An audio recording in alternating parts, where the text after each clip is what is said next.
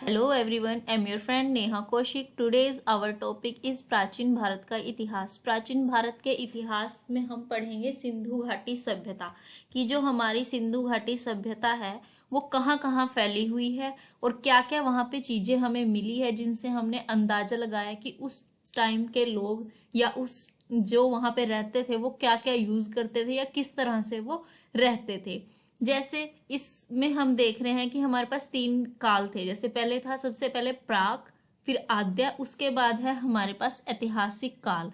जो प्राक काल है उसके बारे में हमें अभी कोई नॉलेज नहीं है, मतलब उसका जो है हमारे पास कोई भी अभी तक कोई मतलब एग्जाम्पल या फिर कोई भी वहां पे चीज ऐसा कुछ मिला नहीं है जिससे हम उस काल के बारे में जान सके।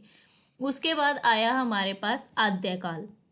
आद्य काल में हमारे पास आती है सिंधु घाटी सभ्यता, जो कि त्रिभुजाकार में 20 लाख वर्ग किलोमीटर तक मिली है इंडिया में। वो इंडिया की बात कर रहे हैं कि वो 20 लाख वर्ग किलोमीटर तक है पश्चिमोत्तर भारत में। और जो आगे ऐतिहासिक काल है उसमें हमारे पास जो 1857 की क्रांति हम पढ़ते हैं उसके बारे में है। तो हम आज आद्य काल की जो सिंधु घाटी सभ्यता है उसके बारे में पढ़ेंगे। जैसे मैंने बताया आपको कि जो सिंधु घाटी सभ्यता है वो त्रिभुजाकार है।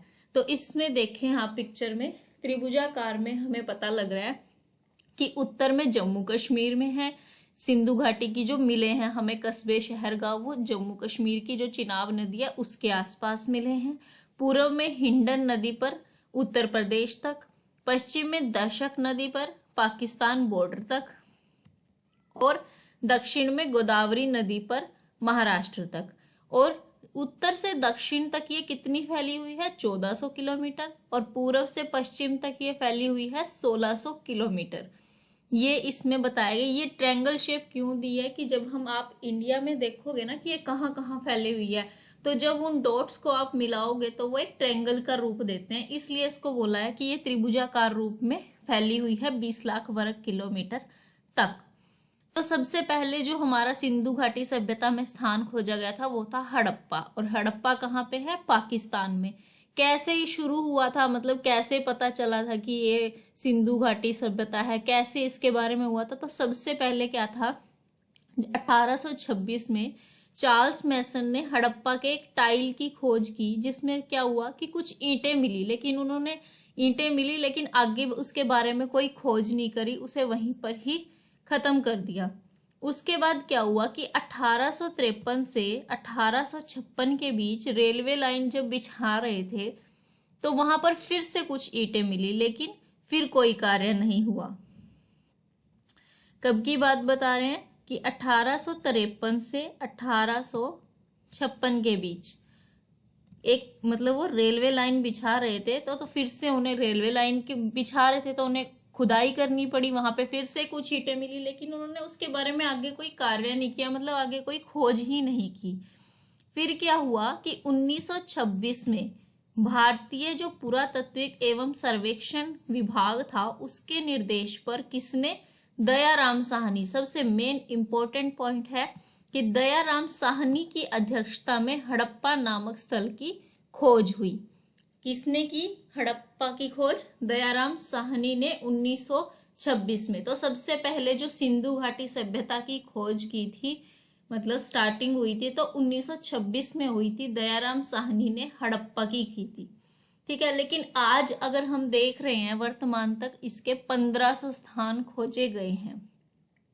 उस टाइम हड़प्पा खोजा गया था, लेकिन अगर हम आज देख रहे हैं तो 1500 स्थान खोज लिए गए हैं सिंधु घाटी सभ्यता के। नेक्स्ट है नामकरण। इसको सिंधु घाटी सभ्यता ही कहा जाता है या कुछ और भी? सिंधु घाटी सभ्यता क्यों कहा गया इसको? क्योंकि ये सिंधु जो नदी है उसके आसपास मिली। सरस्वती सभ्यता क्योंकि वह एक साइड जैसे सिंधु पे है, लेकिन जब ये दोनों उसके बीच में आती है, इंडिया में आते हैं, तो एक सरस्वती नदी के भी किनारे किनारे जो है वो ज्यादा गांव बसे हुए हैं सिंधु घाटी सभ्यता के, तो इसलिए इसको सरस्वती सभ्यता बोला गया। प्रथम नगरीय क्रांति सभ्यता क्यों बोला गया? क्योंकि वहां पर पक्की ईंटों का अच्छी अच्छी चीजें मिली, जलाशय मिले, स्नान घर मिले, तो इसलिए उसको प्रथम नगरीय क्रांति बोला गया। कांस्य युगीन सभ्यता, मतलब कांस्य का प्रयोग ज्यादा होता था तो इसलिए उसको कांस्य युगीन सभ्यता भी कहा जाता था। हड़प्पा सभ्यता क्यों कहा गया? क्योंकि सबसे पहले जो है वो हड़प्पा ही खोजा गया, हड़प्पा स्थान को खोजा गया, इसलिए इसको हड़प्पा सभ्यता भी कहा गया। कालक्रम मतलब ये कितनी पुरानी है, इसके बारे में अभी कोई स्पष्ट नहीं है, ना कोई प्रमाण है इसका, कोई हमारे पास टाइम मशीन तो है नहीं कि वहां लगाई और पता चल गया कि ये इतनी पुरानी है। इसलिए सिंधु घाटी सभ्यता का कोई अभी स्पष्ट कालक्रम नहीं है। और जो उस टाइम की वो मिली है जैसे बुक्स या किताबें वगैरह, तो उस लिपि को भी अभी तक समझा नहीं गया कि वो क्या लिखते थे, क्या चीज है वहां पे। सिर्फ जो मानवीय बस्ती है, जैसे जो बने हुए हैं, घर बने हुए हैं, उनके आधार पर अनुमान लगाया गया है कि कितनी पुरानी होगी। तो ये अनुमान ही है कि ये 2350 से 1750 ईस्वी पूर्व की बात जो है ये मानी गई है, इतनी पुरानी बात मानी गई है। उसके बाद है कि उसकी उत्पत्ति कैसे हुई, सिंधु घाटी सभ्यता आई कहाँ से। तो जो मेसोपोटामिया सभ्यता है वो ये एक विदेशी मत है जो विदेशों में मिली है। वो कहते हैं कि जो इंडिया में भी है सिंधु घाटी सभ्यता, वो हमारे यहाँ से आई थी, मतलब पहले वहां पे थी, उसके बाद यहाँ पे आई। ईरानी बलूचिस्तान या पाकिस्तान ये देशी मत है, मतलब क्यों? क्योंकि पाकिस्तान और जो इंडिया में मिली है वहां पे सिंधु घाटी सभ्यता, उसमें काफी जो है समानता मिली है, इसलिए इसको बोला गया कि ये देशी मत है। भारत की चौथी सभ्यता, ये तो अपनी ही है, भी ये अपनी ही है, भारत की सभ्यता ही है एक, ये भी इसका वो है, मत दिए हैं अपने अपने। तो अब मैं आपको बताती हूँ कि मेसोपोटामिया में और सिंधु घाटी सभ्यता में क्या फर्क था। मेसोपोटामिया में क्या था? अर्धनगरीय था, मतलब पूरे अच्छी तरह से नगर नहीं बसे हुए थे, ठीक है। उसके बाद था कि अव्यवस्थित सड़कें थी, वहां पे मंदिर के साक्ष्य थे, मंदिर थे वहां पे, कीलनुमा लिपि थी इसकी, ठीक है। पुरोहितों का शासन था, पुरुषवाद था मेसोपोटामिया में। अब वहीं जहां पे अर्धनगरीय ये सड़कें थी, तो सिंधु घाटी में उच्च स्तरीय नगर थे, तो कैसे मान लें कि ये मेसोपोटामिया से आई थी, ठीक है। अव्यवस्थित सड़कें थी, तो यहाँ पे जो थी इंडिया में, वहां पे समकोण सड़कें थी, मंदिर के कोई साक्ष्य नहीं थे, जबकि मेसोपोटामिया में थे मंदिर। वहां पे कीलनुमा लिपि थी, तो यहाँ पे चित्रात्मक लिपि थी। उच्च जल निकासी थी यहाँ पे सिंधु घाटी सभ्यता जो इंडिया की है। वर्गाकार मोहरें थी, और ये मातृस्थात्मक, मतलब माता को ज्यादा पूजा जाता है। जैसे आज के टाइम में क्या हो रहा है कि पुरुष बोल देते हैं कि पुरुष ज्यादा वो है, पुरुष प्रधान समाज बोला जाता है जिसको, लेकिन उस टाइम पे जो सिंधु घाटी सभ्यता थी वहां पे मातृ मतलब माता को ज्यादा वहां पे मिलता था सम्मान। उसके बाद है विस्तार, कि ये कहाँ कहाँ फैली हुई है सिंधु घाटी सभ्यता। सबसे पहले है अफगानिस्तान। अफगानिस्तान में जो है वो केवल सिर्फ 2 स्थान है, उनके नाम है मुंडीगाक और शोरतुगाई, क्योंकि 2 ही है इसलिए उनको एक्सप्लेन किया हुआ है। पाकिस्तान में इसके 500 स्थल हैं, ठीक है। और उसके बाद जो भारत है, भारत में इसके 1000 स्थल हैं, और वो 1000 स्थल कहाँ कहाँ फैले हुए हैं? पंजाब में, जम्मू कश्मीर में, हरियाणा, उत्तर प्रदेश, गुजरात, राजस्थान और महाराष्ट्र में, मतलब इनके आसपास ही फैले हुए हैं ये 1000 स्थल। मतलब पंजाब कोई छोटा मोटा तो है नहीं, उसमें कोई स्थान कहीं होगा, कोई कहीं होगा, तो वो चीज उन सबको मिला के जो है ये 1000 स्थल हैं। 7 जो नगरीय स्थल हैं, देखो कुछ तो गांवों में गांव भी हैं, इसलिए इसमें सिर्फ जो 7 नगरीय स्थल हैं जो मेन इंपॉर्टेंट हैं उनके बारे में बताया है। कौन कौन से हैं वो? हड़प्पा, मोहनजोदड़ो, ठीक है, हड़प्पा, मोहनजोदड़ो और लोथल, धोलावीरा, कालीबंगा और चंदूड़ो और बनावली, ये हमारे पास 7 है नगरीय स्थल। हड़प्पा, मोहनजोदड़ो, लोथल, धोलावीरा, कालीबंगा, चंदूड़ो और बनावली। सबसे पहले हम पढ़ते हैं हड़प्पा के बारे में। हड़प्पा के बारे में हम क्या पढ़ेंगे कि इसकी जो खोज है वो दयाराम साहनी ने की थी। और कहाँ पे आई है? पाकिस्तान के पंजाब के मोंतगोमरी जिले में रवि नदी के बाएं तट पर स्थित है। और जो मोंतगोमरी जिला था उसको वर्तमान में साहिवाल के नाम से जाना जाता है। इसमें क्या था हड़प्पा में कि 6-6 की पंक्तियों में बने हुए 12 अन्नागार हैं। वेरी इंपॉर्टेंट पॉइंट, इसकी 12 अन्नागार हैं 6-6 की पंक्तियों में बने हुए। 18 वृत्ताकार चबूतरे हैं और गेहूं और जौ के डेन मिले हैं, मतलब गेहूं और जौ भी होती थी उस टाइम पे। लकड़ी की एक कब्र मिली है R37 जिसका नाम है। मातृ देवी की कोई मूर्ति मिली है। लिंग पूजन के सर्वाधिक साक्ष्य हैं। अब लिंग पूजन का मतलब ये नहीं है कि जो हमारे हिंदू धर्म में माना जाता है कि लिंग पूजा कर रहे हैं। लिंग पूजन, लिंग का मतलब होता है कि कोई एक, जिसको बोल सकते हैं आप निशान किसी चीज का या किसी की प्रतीक है वो किसी चीज का, बस इतना कि लिंग पूजन के सर्वाधिक साक्ष्य। लाल बलुओं पत्थरों से बनी मूर्ति, अभिलेख वाली सर्वाधिक मोहरें, तांबे की इक्का गाड़ी, स्त्री के गर्भ से निकलते हुए पौधे का चित्र और शंख का बना हुआ बैल। ये सारी चीजें पूछी जा सकती हैं कि शंख का बना हुआ बैल किस सिंधु घाटी सभ्यता में मिला था, तो हड़प्पा में। कुछ भी पूछ सकते हैं। सबसे बड़े अन्नागार कहाँ मिले थे, तो हड़प्पा में मिले थे। नेक्स्ट है हमारे पास मोहनजोदड़ो। हड़प्पा और मोहनजोदड़ो को जो आपस में एक सगी बहनों का रूप भी दिया गया है। मोहनजोदड़ो का अर्थ क्या है, मृतकों का टीला। उसका नाम ही क्या रखा गया है, मृतकों का टीला, तो इसलिए वहां पे प्रेतों का टीला भी मिला है। खोज किसने की थी इसकी, राखलदास बनर्जी ने। और ये कहाँ पर है, पाकिस्तान के प्रांत के लरकाना जिले के सिंधु नदी के तट पर स्थित है।